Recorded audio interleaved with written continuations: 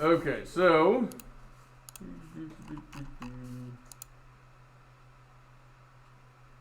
come on.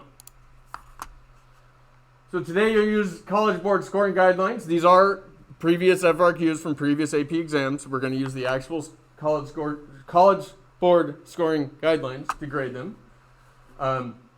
So follow along with me. I'll guide you through how to use the FRQ grading procedure. Your actual scores that you get on these FRQs will not count towards Skyward in any. They won't negatively affect your grade in any way. You'll receive a completion grade based on whether or not you actually complete the assignment. So you got to do the 2 FRQs. Doing the 2 FRQs will get you a completion grade. I'm going to check to make sure that you did them, and you'll get a completion grade. If you did every part, then you get 100 for that. And then if you follow along today and enter your scores on today's quiz, then you'll get a completion grade for that too. So our first two grades of the second semester will be pretty easy. As long as you did what I asked you to do, you'll get hundreds for them. So after we go through, last period we didn't get to the end. We got to the very last part of the second one, so we'll have to, if we don't finish in class today, we'll finish tomorrow. And yeah, so once we do score them though, you'll enter your scores on today's quiz. It's a quiz. You just open it up and it says, what'd you get on number 1? Put in the numerical value. What'd you get for number 2? Put in the numerical value, and you're good to go. Since we didn't finish last period, I'm going to change the due date for that to tomorrow. Yeah, and both of them are out of 15 points. Both of the questions are out of 15 points. Okay. So go ahead and get your work out for the 2 FRQs if you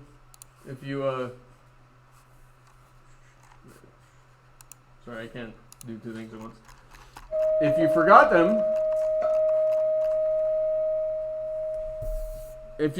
them, just open them up on Canvas, because if you submitted them, you should be able to view them there. This is how your FRQ solutions on the AP exam will be scored. This is the process that they go through to score them. This is how, now that we're doing AP classroom tests in this class throughout the year, this is how I grade your FRQs. Okay, I pull up the scoring guidelines for the FRQ, and I assign points accordingly. Okay. As you'll see as we go through these, if you're the kind of student that still, even though I've tried to get you to not do it, that just starts writing numbers, like force equals this number times that number times that, you will see why you're going to be losing significant amount of points on FRQs in this class and on the AP exam, because many points are awarded just by writing correct equations. Okay? All right. So let's just jump into it. Number 1 is the roller coaster one. A designer is working on a new roller coaster, and she begins by making a scale model. On this model, a car of total mass 0.50 kilograms moves with negligible friction along the track shown in the figure above. The car is given an initial speed, V0, of 1.5 meters per second at the top of the first hill of height 2.0 meters. Point A is located at a height of 1.9 meters at the top of the second hill, the upper part of which is a circular arc of radius 0.95 meters. And part A, notice that each of those, the reason that they have 0.50 and 2.0 is because they are telling you explicitly that those numbers are known to an accuracy of 2 significant figures. Your AP Physics exam will not assign or deduct points based on correct usage of sig figs. So don't worry about that, but when they write these questions, they do write them very methodically with correct number of sig figs. If you're an AP Chem or you're going to take AP Chem next year, it'll be very different, and sig figs will be very important for that class. Okay, so part A says calculate the speed of the car at point A. And notice how it says point A, 4 points for point A are awarded, and it tells you the distribution of points. They have the reason, or what you should have, and how many points. Usually it's just 1 point.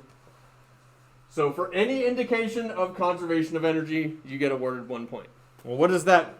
That means if you wrote something like this, initial mechanical energy equals final mechanical energy. Or the initial mechanical energy written like this equals the final mechanical energy. You get that point.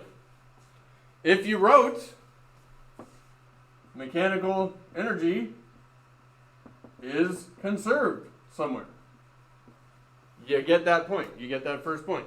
Okay? They literally mean for any indication of the conservation of energy, you get a point. if you have this next step, the next point is awarded for expanding the equation for mechanical energy out into its constituent terms. If you just have this and you didn't have any of this, you still get that first point.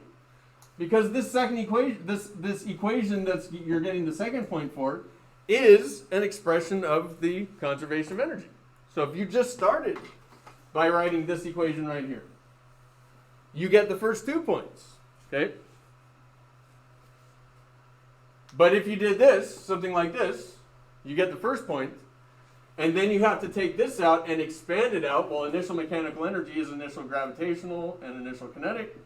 Final mechanical energy is final gravitational plus final kinetic. And then you expand this out into initial kinetic 1/2 mv naught squared, initial gravitational potential mg h naught or mg y naught, however you want to write it.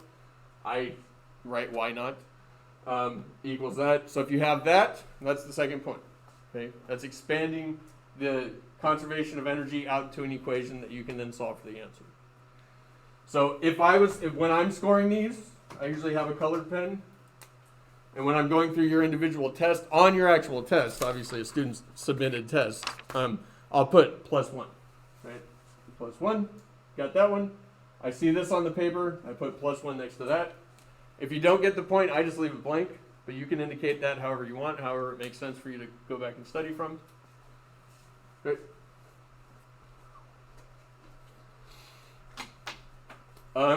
Did anyone do this with kinematics? Okay. Someone second period, and this is valid, because remember, no work is being done in the horizontal direction here. No work is being done in the horizontal direction. The only work is being done vertically by the gravitational force. And so what you could say, that's point A and B, the only work that's happening is the change in vertical elevation. So I could actually attack this problem by just saying doing a kinematics problem by going from here to here, an object in free fall, right? Because gravity is a conservative force. It doesn't matter the path that you take to get from one elevation to another. The work done by the gravitational force will be the same. And so we can actually just say, well, I start with 2 meters per second velocity, and then I can just do a kinematics problem. So if you did it that way, though, you would have to, and this isn't even on the scoring guidelines, so this is an out-of-the-box thinking by a student from second period. It still works. So if anyone did it that way, that's when someone at the table where they're grading AP exams would call the table leader over. They'd look at the test and they'd be like, oh yeah, that student definitely knows what they're doing. They didn't use the recommended or the way that it's on the scoring guidelines, but they would give you the points. Yeah. Is it Brent that did it that way? What's that? Is it Brent that did it that way? Brent. Brent Jaffe? Does he go by Brent? Oh yeah. That was Daniel. What's his real name? Oh. Well, he never corrects me. Huh. Maybe he does correct me. I just forgot. Yes, it was Brent. Okay. And then solving this for VA, it simplifies to this equation. But as long as you got one of these two, you're fine. Okay. And notice that this is, when we solve for the final velocity at point A using this equation, we get a kinematic equation. That's kinematic equation number 3 for vertical motion. So we get an equation that identically matches the kinematic equation. It's funny how work and energy and Newton's laws, they give you the same stuff. Not only the same final answers, but very often the same literal equations. Then you get a point for the correct substitutions. So notice you get 2 points for generating the equation, right?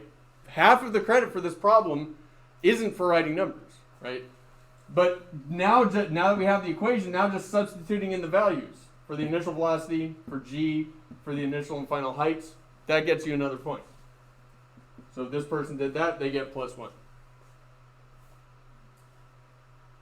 You got to show your work, guys. You got to show your work. If you don't explicitly have all your work shown, it is very likely that you're going to lose points. Okay? And then for the correct answer. Now notice on their guidelines they have 9.8 or 10, right? You could have used 9.8 or 10 and you're going to get full credit. Because next it says for the correct answer, velocity at A is 2 meters per second. or 2.1 meters per second if VA squared was not rounded, or if G equals 10 meters per second squared was used. So you can use 9.8 or 10, and they'll give you full credit. So the answer should be about 2 meters per second plus 1. When I'm grading your guys' test, well, not you because you don't submit papers anymore, but then I say, well, 4 points, and I go back to A, put plus 4, circle it. Yes, sir. Like for answers, like I'm not, would they count off if it was like 2.0 whatever, or? No, sig figs they're not going to count off for. Okay. Yeah. Any other questions? All right. Moving on.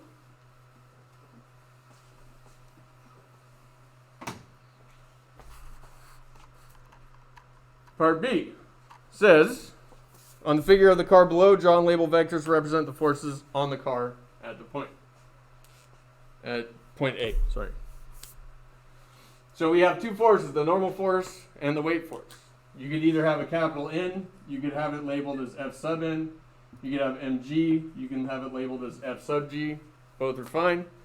99% of people label weight forces as mg though, just so if you want to be like everyone else.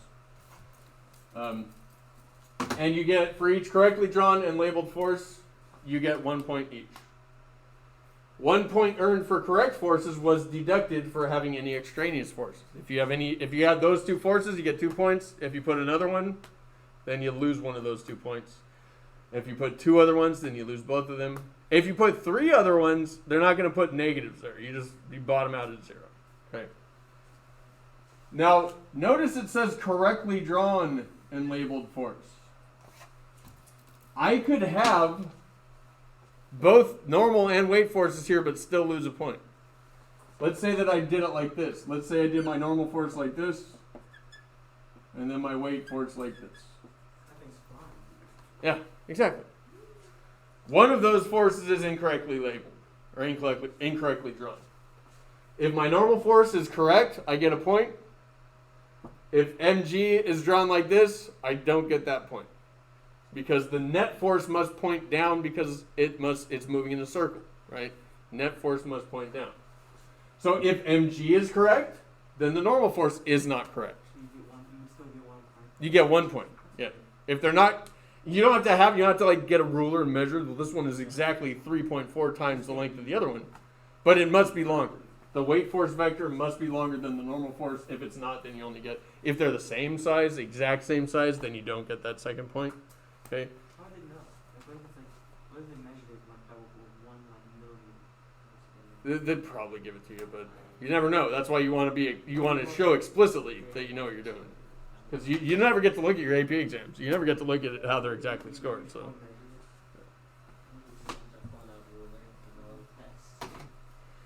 Okay, so if my person did this, then I'd say plus 1, and then under B, I'd write plus 2, and I'd circle it. All right, number 3. Number 3 says, calculate the magnitude of the force of the track on the car at point A. Notice they're not explicitly asking you for the normal force, but that's what the question's asking for, right? 3 points for this one, for indicating that the sum of the forces equals the centripetal force. So the way that they've written it in the scoring guidelines is net force is mass times velocity at a squared divided by r. If you don't have the a subscript, that's fine. If you wrote it like this, the net centripetal force is mass times centripetal acceleration. It's not explicitly said in the scoring guidelines, but you get the point for that as well. Because all it says is for indicating that the sum of the forces equals the centripetal force. This carries that meaning, as does this. So either of those two, you get that first point. If you don't have Newton's second law for centripetal motion written, you don't get that point. Okay? So this person got that. For having the correct relative signs in the application of the above equation. Circular motion, guys. Pointing towards the center, it's positive. Pointing away from the center, it's negative. This is technically a vector equation. The net force and the acceleration must point in the same direction. So if I've written the right side of this equation as a positive, then that means the force that's pointing in the same direction as the acceleration must be positive. So when I expand the net force out, I get a positive mg and a negative normal force equals, and then this is m v at a squared over r. And so the second point is awarded according to whether you have the right sign. Okay.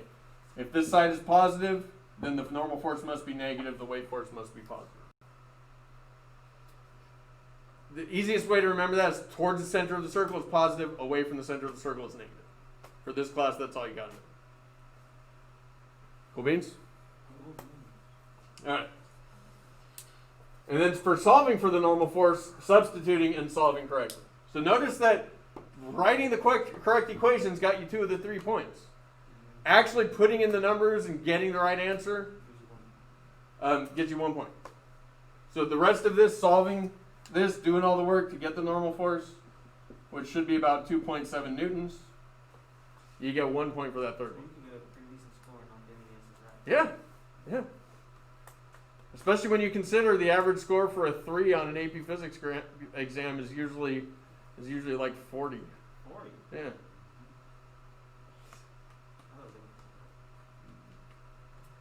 But historically, AP Physics 1 we haven't really figured out yet, but historically with AP Physics B, the old one, and AP Physics C, it's the 3/8, 4/8, 5/8 rule. 3/8 of the points gets you 3. 4/8 of the points gets you 4. 5/8 of the points gets you 5. What if you get more? Then you get a higher 5. Is that a thing? No. Okay, that makes You just still get a 5. sense. Alright, so again, if this person did that, and then they got the correct signs on the weight force and the normal force, and then they got the right answer, then they got all 3.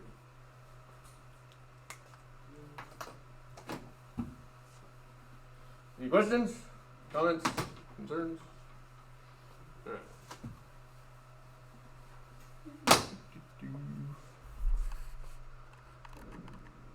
Number D. In order to stop the car at point A, some friction must be introduced. Calculate the work that must be done by the friction force in order to stop the car at point A. Now, this is where if I had written these scoring guidelines, I would have put an alternate solution, because they did it the more conceptually difficult to see way, but the easier to calculate way. They said that the work done by friction is equal to the negative 1/2 mv at A squared. What that means is that what they did is they figured out, well, when it got here, it was moving at 4.2 meters per second. Right? Is that right? Is that what we calculated? Wait a minute. Oh, they squared it. They squared it. Yeah. Yeah. So V at A was 2 meters per second. About 2 meters per second. Was it 2.1? There's just 2. What did it start with?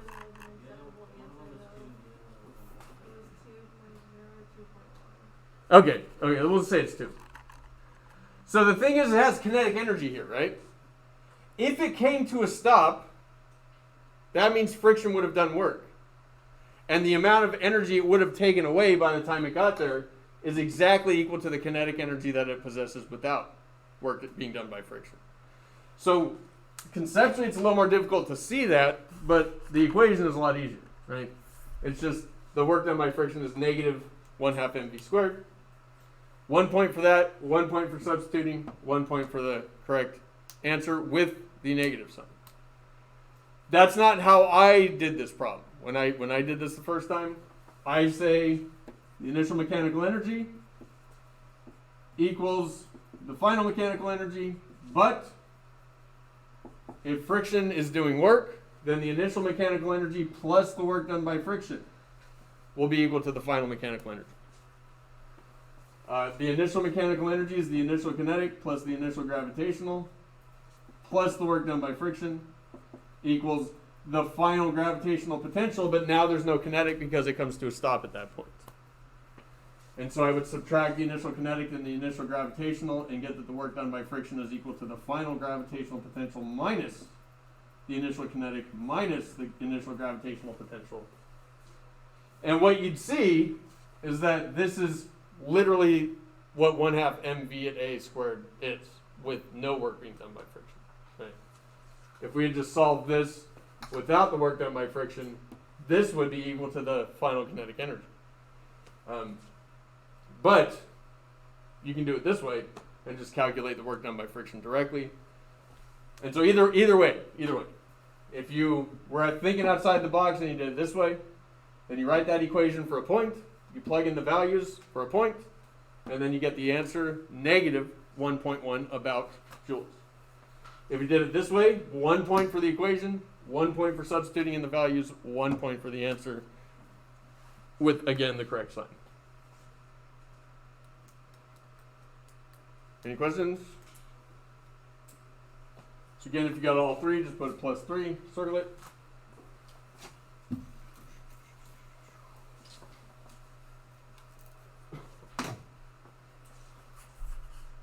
All right, and part E, explain how you can modify the track design to cause the car to lose contact with the track at point A before descending down the track. Justify your answer. Okay, so we saw that, before I go into how, because notice there's two methods here. Before we get into that, let's go back to the equation. Mg minus the normal force equals mv at a squared divided by r. Now, which force here are we concerned with when we're talking about whether it's leaving the track or not?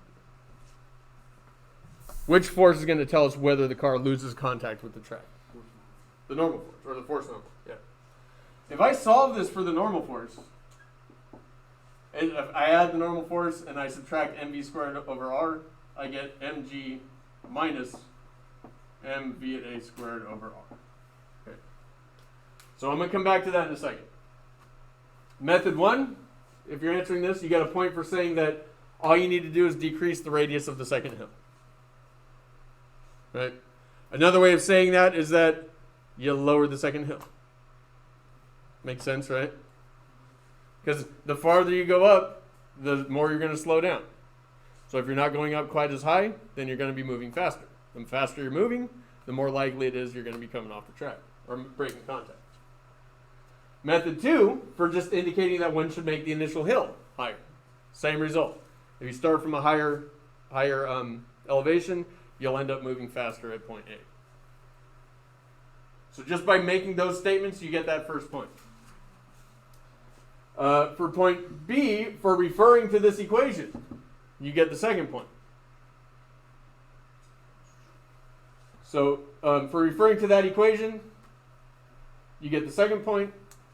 And then for indicating that the car will lose contact. Ooh, that's not good. Will lose contact when the normal force is less than or equal to 0. Normal force technically can't be less than 0, but if you calculate a normal force that's less than 0, that means you literally have already come off the track. Okay. How can I indicate that here, and how does this make sense? Well, this represents the normal force. If this is less than or equal to 0, we've come off the track. By making the second hill smaller, we've decreased the radius of the circle. If we decrease the radius of the circle, this whole term gets what? Bigger or smaller? It gets bigger. Okay, if we divide mv squared by a smaller number, we get a bigger number. So this number goes up, and so we subtract a larger number from mg, which doesn't change, we're more likely to come off the ground. So by decreasing r, we get a larger value here, and so we're gonna get to 0 faster than we would otherwise. Similarly, if we have a speed, if we start from a higher hill, a taller hill, then we'll have a higher speed when we get there. And obviously, if the speed is higher, then this whole term is bigger, and we get to 0 faster. Right? So if we said we decrease the radius of the curve, the second point you get just by referencing this equation. So you can just write that equation, you get the second point. And then you'd indicate that the car will lose contact when the normal force becomes 0. Right? So you write this equation, and you say, well, when this term becomes sufficiently big, the normal force will become 0, and we lose contact. If you did the second method, this is what they wanted to see. They wanted to see you reference this equation, just like last time, and indicating that you lose contact when the normal force is less than 0, and for indicating that the speed at A will increase if you had started from a higher initial elevation. Kind of the same thing, right? If you got the gist about those, if you reference this equation and you said the radius is smaller and the normal force becomes 0 accordingly, or you start with a higher hill, initial height, and you reference this equation and say the normal force gets closer to 0 accordingly, then you get all 3 points. Except for Kurt, you get 0. 0 points.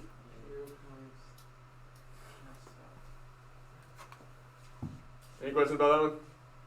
That was the trickiest one. You did have to justify your answer. All right, any questions about that? All right, so there's 15 points total. So when I grade my students, questions, problems here, I would go back to, oh, did I not? Oh, I guess I didn't have it up. I would go back to the actual exam, and I'd go back to the first part where it says number 1, and underneath it I would write plus, let's say I got 12 out of 15, and then I'd box that one. I circle the ones that are the partial points for the problem, and then I go back, and you don't have to do it like that, but that's what I do whenever I'm compiling the score, the overall score for an exam. That's how I do it. And that's how they'll do it whenever they grade your AP exams. Sound good? All right, let's move on to the trickier problem. FRQ number 2, if there's no other questions. All right, FRQ number 2. The Sojourner rover vehicle, shown in the sketch above, was used to explore the surface of Mars as part of the Pathfinder mission in 1997. Long before you were born, right? What year were you guys born? Oh my gosh, I'm old. I was in high school, and I remember this. I remember the Pathfinder mission. Use the data in the table below to answer the questions that follow. When they give you tables of data like this, you're not necessarily going to use everything, but you might. Okay, just don't. If you go through the problem, you're like, I haven't used this, and they gave it to me. I didn't need to use it. You might not need to. Okay. Okay. So we're given the radius as a fraction of Earth's radius, the radius of Mars. We're given the mass of Mars as a fraction of the Earth's mass. We're given the mass of the Sojourner rover, which I'm just going to call the rover from now on because I don't like Sojourner. That's a weird word. We're given its wheel diameter. We're given the stored energy available in its battery. We're given its power, the power required for driving under average conditions, and we're given its land speed. Notice the land speed is very small, right? The rovers that we send to Mars, they have to have very small velocities because when we as in NASA, sends a signal to those rovers to move, then that signal travels at the speed of light and takes minutes to get to Mars. And then the rover gets the signal and starts driving and then sends data back, saying, I'm okay, I'm driving now. And then sending video and all that. All that travels at the speed of light, which is not infinite, right? It's finite speed. And so there's several minutes between the time that we send an instruction and we get the data back. And so you can't have it just start going because what if it goes off a cliff, right? You got to be very careful. And so they go very slow. Several years of work by one of these rovers, it might travel, a few dozen miles maybe. Okay, so, and it's noticed that 6.7 times 10 to the negative third meters per second. So we're talking millimeters per second. If you leave off that times 10 to the negative third, you get the wrong answer, as we discovered last period. Okay, number A says determine the acceleration due to gravity at the surface of Mars in terms of g, the acceleration due to gravity at the surface of Earth. This problem deals with Newton's law of universal gravitation. So, the first point, and how do we know that when you're talking about g, determining what g is, you might want to remember this. If I'm on the Earth, this is one of the main conclusions we came to whenever we studied Newton's law of universal gravitation after already knowing that the weight force of this person is simply that person's mass times the acceleration due to gravity. right? But then we talked about, so this is the Earth, this is the mass of the Earth. We talked about, well, Newton's law of universal gravitation gives you that same number. It gives you the same value that you get if you just multiply m times g.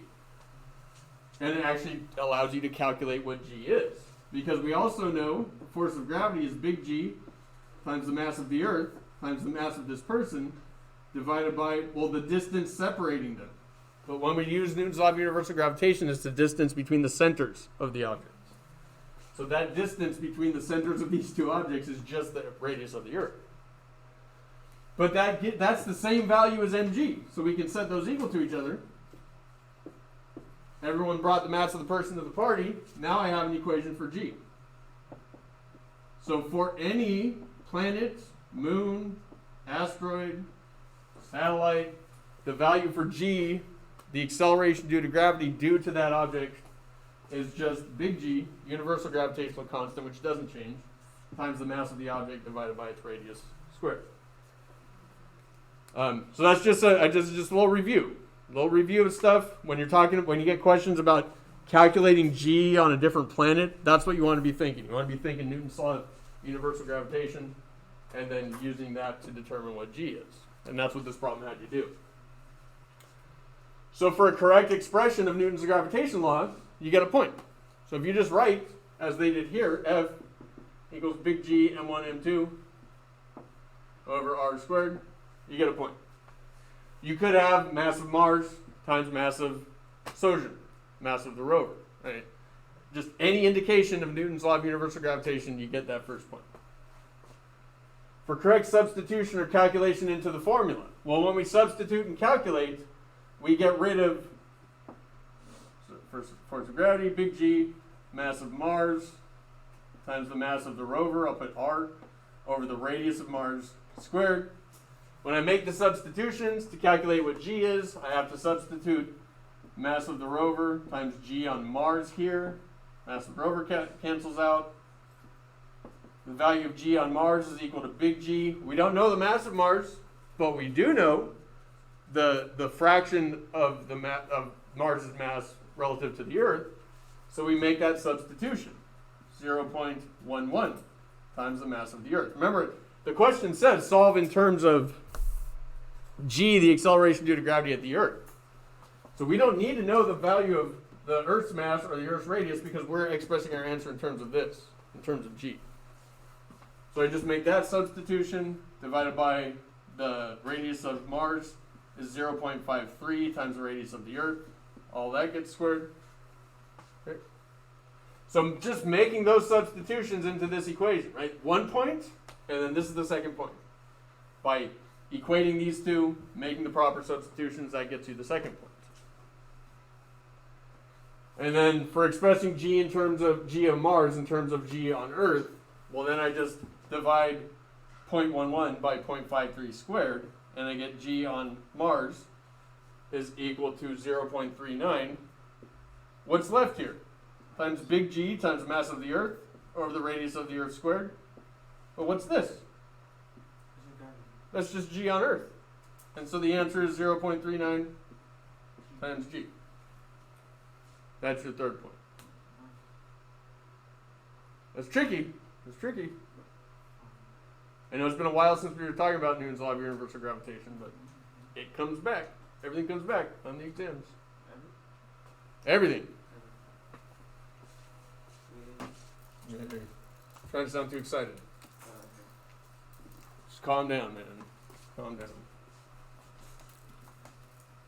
Alright, so that's 3 points. No, physics is fun after you get the question right. Before you get the question right, It's not exactly what you're saying. They just wait to get it right. So like, I know this is supposed to be good.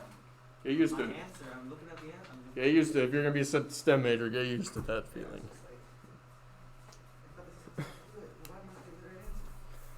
Alright, part B. This is the easy one.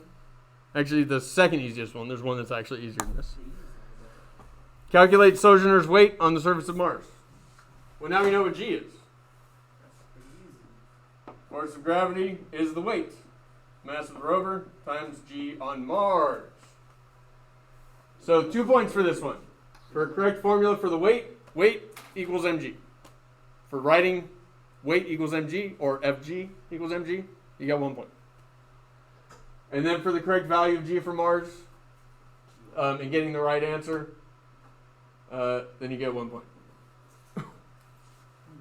So g on Mars, so this would be mass of the rover, times 0.39, was it? G. So mass of the rover, which are given in the table, times 3.9, or times this thing, 3.8, 3.9, times 9.8, and you get 44 newtons. So essentially, if you get 44 newtons, you get it right, and if you've written F equals mg, or W equals mg, then you got it right. Notice it does say alternate solution for weird students who actually memorize the mass of the Earth. Or the mass of, you can use Newton's law of universal gravitation, because that gets you the same thing, the same result, right? Big G times the mass of the Sojourner rover times the mass of Mars divided by the radius of Mars squared. That gives you the same answer. However, you got to know the mass of Mars. Or you got to know the mass of Earth, right? Because we know the fraction of the Earth's mass that is equivalent to the Martian mass. But I imagine 0.001% of students did it that way, because who remembers what the mass of the Earth is? I've used that value hundreds of times and I still don't remember. I think it's times 10 to the 27th kilograms, 24th. I don't remember. So that's an easy one. What time is class? Oh, wait. Okay. Part C. Part C. Assume that when leaving the Pathfinder spacecraft, Sojourner rolls down a ramp inclined at 20 degrees to the horizontal. The ramp must be lightweight, but strong enough to support Sojourner. Calculate the minimum normal force that must be supplied by the ramp.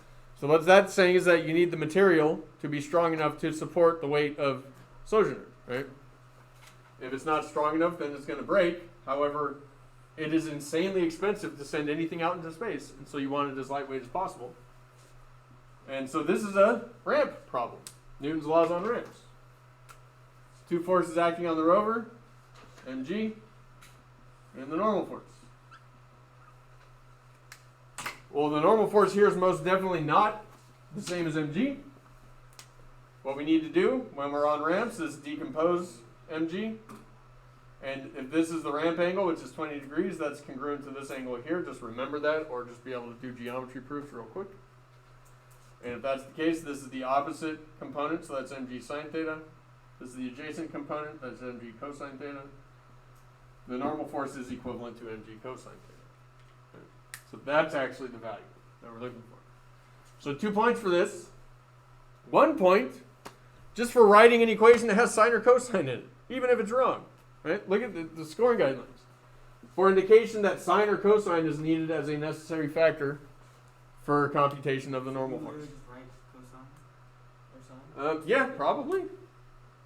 I don't see how anyone would write that without at least attempting to write the equation, but yeah. Oh, sorry. Now notice it says sine or cosine. Those of you in pre-cal know this now. Cosine of an angle, I can write as the sine of the complementary angle. So if for some reason you wanted to use a sine instead of cosine, you don't use theta, you don't use 20 degrees, you just use 70 degrees. Yeah. Are you pre-cal? No, I was Okay, you'll learn it. You'll learn that.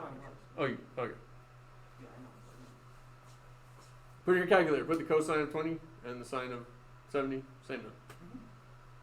All right, the answer. So you have something with a cosine or sine in it. You get 1 point, and then you get the answer for correct formula and calculation. So yeah, you get the second point. Any questions, comments, concerns?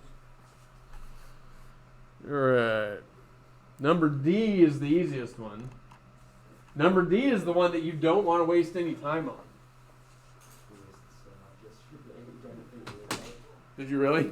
Well, we were debating about whether or not it was, and we were like, hold on, but it could be this, and it's like, no, but that doesn't work. Yeah. What's the answer? 0. There's 1 point. What is the net force on Sojourner as it travels across the Martian surface at constant velocity? What's the key term there? Key phrase. Constant velocity. Constant velocity, 0 acceleration, 0 net force. Does that mean there's no forces acting? Of course not. That just means there's 0 net force. There's always a force acting. So for a correct statement that the net force is equal to 0, you get 1 point. For a correct reason, you get 1 point. That correct reason could be the acceleration is 0, therefore net force is 0. Newton's first law says that in the absence of external forces, external net forces, objects travel at constant velocity, which this guy is. Right? Anything to that effect. Could be, if I was answering this, I would say the net force is 0 because the acceleration is 0. Right? Newton's second law and Newton's first law say that the net force is 0, the object is traveling at constant velocity. So that's the easy one. You don't want to waste time on that one. Okay. Number E and F is when it gets a little tricky. So E says determine the maximum distance that Sojourner can travel on a horizontal Martian surface using its stored energy. When you see that stored energy, like in a battery, is energy that can be used to do work, right? And when Sojourner travels across the Martian surface, work is being done because some force must be propelling it forward, whether it's traveling at constant velocity or not, and it is acting over a certain distance, so work will be done. So when I see energy stored, I'm thinking work, right? The work that's going to be done in getting it to move. And the work that's going to be done in getting it to move some maximum distance. And so that maximum distance, I need an equation that has distance in it. I need to relate to the amount of work that can be done. So there's a couple ways you can do this one. First way is by recognizing that the power output of Sojourner's motors will be equal to the work that that motor does divided by the time that it does that work. And then I can also use kinematics to say that constant velocity kinematics, right? Distance is simply velocity times time, or displacement is simply velocity times time. What's that? Method 1 or 2? Yeah. I think method 1 is easier, but number 2 is the one that my brain goes to. Here I can solve this for t, because t we don't know, right? T we don't know, so I can solve this for time. It's just going to be distance over velocity. Substitute distance over velocity and for time, and I get power is work times velocity divided by displacement d. Because that's in the denominator, so it gets flipped. And we know everything here but d. We know the power. We have the power output from the motor. We're given that in the table. We know the work. The work is literally the stored energy. And we know the speed, right? We know the speed? Yeah, land speed. Yeah. And so solving this for d, we just get that it's the velocity, the work, the energy stored times the velocity divided by the power output. Now the answer to this is 362 meters. Do you think it really is going to go 362 meters? No, because of friction and. Yeah. This is assuming that all available energy in the battery is going to be converted to work, right? No, there's no such thing as 100% conversion of energy. Any heat that's generated by the battery, any heat that's generated by the machinery will be at the expense of the distance that it would have been able to travel otherwise. So yeah, but It mainly be heat energy loss, right? Yeah. What other energy loss could there be? a little bit of air resistance, any frictional forces, stuff like that. Without friction, it really wouldn't be able to move. So. Right. Well, rolling motion, the friction that affects rolling motion is actually the friction between the axle and the wheel. But there still needs to be. Well, yeah, but like. Yeah, there needs to be. If you had The tires spin this way. If you just push something with wheels, right, and there's no friction on the ground, the wheels wouldn't turn. They wouldn't spin. Yeah. So Even if you push down on it while you're pushing it. Spinning the wheel, nothing would happen. It would never move. Right. So you need friction for that process. What did I tell you about thinking, Kurt? Stop it.